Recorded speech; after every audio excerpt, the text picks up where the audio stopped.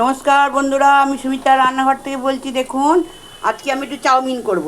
তো আপনাদেরকে আমি দেখাতে সরি ভুলে গেছি। এই দেখুন চাউমিনটা, আমার নেট ছিল না, তাই জন্য আমি এই যে ম্যাগিটা, এই চাউমিনটা আমি সেদ্ধ করে নিয়েছি, জল ঝরিয়ে নিয়েছি।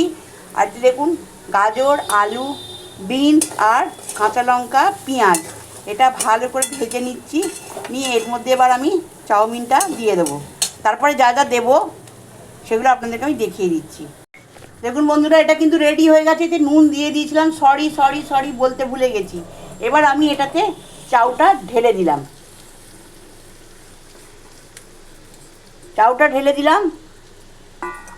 দিয়ে এটা একটু নাড়িয়ে নিই।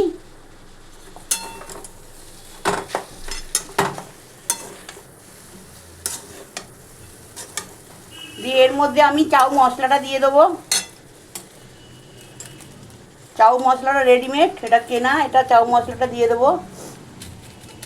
আর সামান্য, আমার কাছে সয়া সস নেই, তার জন্য একটুখানি ভিনিগার আমি এতে দেবো টেস্ট আসার জন্য।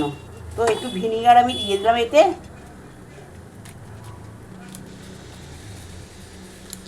বা সেই ভিনিগারটা দিয়ে দিলাম। এবার এটাকে ভালো করে আমি একটু নেড়ে নেব।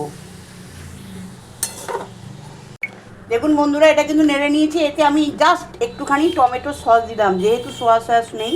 অনেকে টমেটো সস দিয়ে খায়, কিন্তু আমি দিলাম না, আমি এইতে দিয়ে দিলাম। দিয়ে এটাকে আমি ভালো করে এবার নেড়ে নেব।